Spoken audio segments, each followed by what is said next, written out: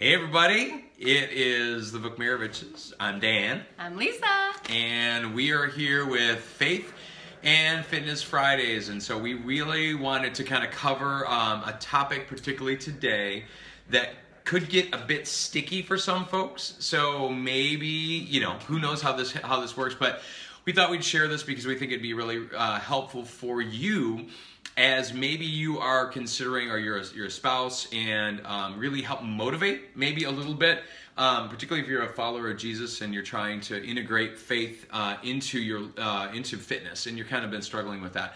And so one of the things I really wanted to talk a little bit about as it related to honoring my wife with my body.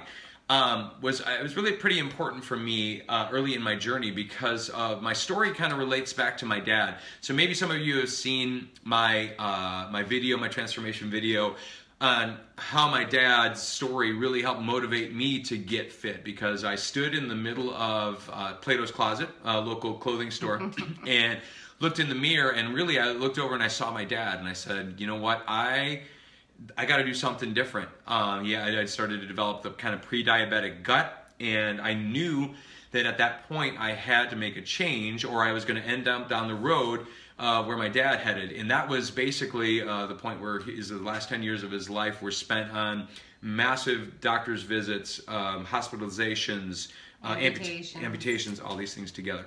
So I knew early on that I had to do something different, and I saw really what it did, especially my dad's choices. And I'm just going to be real here with this, because my dad's choices directly affected my mom.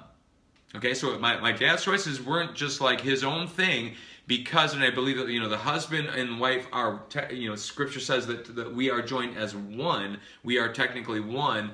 And when we are like that, then when I do one thing, it ultimately affects her. And I knew that that was going to be the case. So I saw my dad's choices affect my mom, and really have her quality of living and frantic nature of her last 10 years of my dad's life, having to take care of him as primary caretaker, and having to fix wounds and doctor's appointments and medications and all this crazy stuff that really could have been avoided. And that was a concern for me. And I knew, and I think honestly there was a point when you during that time had almost a hard kind of conversation with me, right? I mean, I think you basically said, I'm not doing that. I mean, right? Yeah. Okay. you said it all. Yeah. And so I think it was hard. It was hard on your poor mom. Yep. It was sad. And just watching her, experience that and as she, had to, do all those things. And really, because the plan at that point in their lives, really, when they kind of forecasted what was going on, their thought was, hey, retire. My dad had retired. Hey, let's go and travel. Hey, let's do all these great things. But his mobility was shot because his health was in the crapper, basically. He couldn't be the grandpa he wanted to be. Yeah. It was really sad. Yeah, and on top of that, it wasn't just a physical thing, it was really a mental thing. So his bodily choices ultimately affected his mental state, because he had so many strokes, kind of became sort of this half version of himself. Just a great guy still, but it was like sort of a half version of him, and he was kind of like, hey, we're doing. So, honey, I want to talk to you. There was kind of a point where we had a revelation. I didn't tell you right away. No, you didn't. But this was prior to me getting fit and doing P90X product placement. Shameless. Well, you were running. Yeah, I was doing a little bit of running. I was trying. Yeah. But I remember there was one time that I was just like sitting in bed reading, and you were standing in the bathroom doorway, probably with a towel or something, and he had a stomach, and just kind of not toned arms.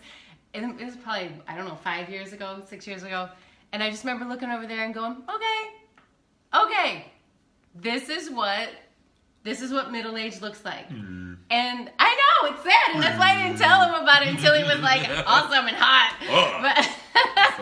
But I remember thinking to myself, this is okay. I've seen your dad. I knew he wasn't going to have any hair, which doesn't bother me. But then I was like, okay, this is all right. I can handle it. It's okay. But I'm so glad I didn't have to.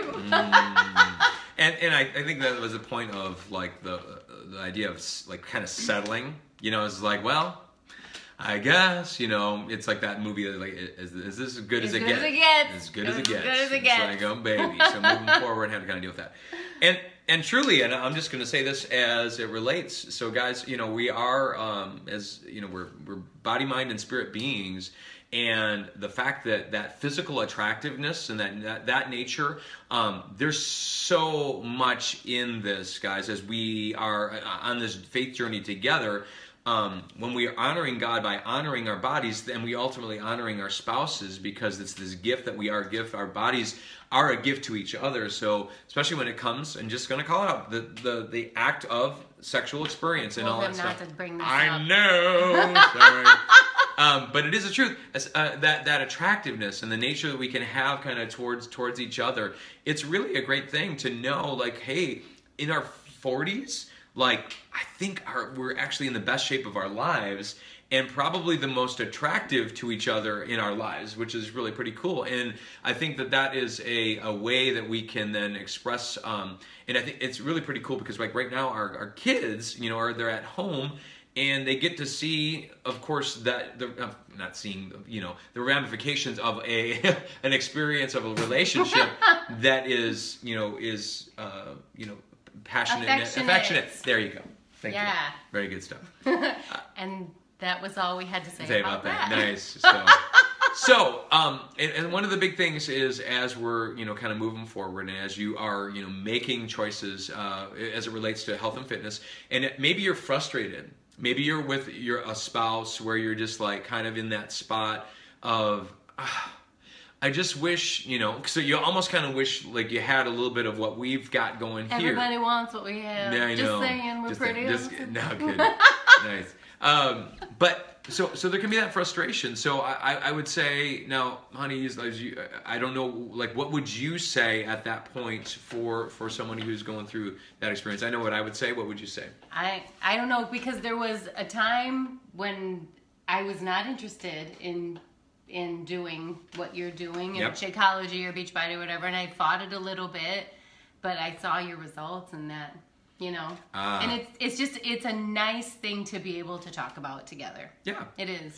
And it was one of those things, because this is really the story of this real fast, is that we had some family friends, or kind of more acquaintances, I would say, probably, that they had sort of this family thing, or at least the thing that brought the couple together, and they were it was actually scuba diving, which was crazy. So, and I remember going, I don't really want to be into scuba diving, because we're in the middle of the Midwest, which doesn't really make it conducive. If you're in Florida, that might be a whole different story. But I'm like, I wish there was something that could really pull us together, because at that point, you know, we were kind of just doing our own sort of separate things. I had my things, you had your things. So to have this thing to be together with and to kind of build that relationship, I think is really pretty cool. It's just nice to have the support too. Yeah. That we're just both on the same page. Yeah, and so, you know, in eating similarly, and in helping each other stay on track, which is, I think, a really great thing. The eating thing is huge. Yep. Huge. Yeah, and so when you're using all those, you know, putting that all together, and maybe you are that person who's frustrated, and maybe you're like going, oh, I wish my husband or my wife would just get on board, and this would be so much easier, and then we can get the kids on board, and that'd be easier, you know, all that kind of stuff. I would say, and just like I think you were just alluding to, is that we just need to stay as faithful as we can, and get having that consistency, and showing you're sort of for lack of a better word, like kind of a product of the process, a product of the product in our world, Beachbody too. You know, using our systems, and using those, like using Shakeology and eating properly. So as we do those things, then we're going to be more apt to inspire our spouses to actually to consider even doing it. And I think that was the case with me, is that she was like, we're just waiting for me, is like, oh, is this going to be another fad kind of a thing, or are we actually going to, you know, so she actually saw some results from me, which inspired her to actually consider doing things. So, and there was a day she was back on the tread, doing the elliptical, and not to say that that's bad, but I was ellipticaling for a long time. And it was low, what I call low and slow. So she was like, you know, hey, I know.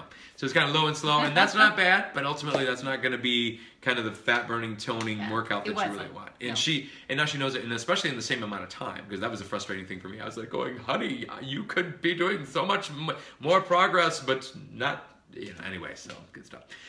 All right, so guys, if you do have questions, please feel free to reach out to either of us on this, and we would love to be helpful to you and help you make progress towards your goals. And particularly if you got a spouse that needs that extra sense of, hey, get moving and get that body to honor God by honoring your spouse. Maybe give them a chance to share this video with them. Hopefully it's not a pressure situation. But if you are that person now watching this video and that person has shared it with you, really consider the heart behind the person who shared this with you. Because I think they're really wanting a genuine care and a desire for you to make progress, not just because they want you to look ripped or have great abs and things like that, but really they want you around the healthiest, best version of you possible, and often the happiest version, because we know that fitness affects every area of our lives. So hope you'll share it if you wanna, and that'd be great. So thanks for joining us for Faith and Fitness Fridays. Wasn't that fun? Yay!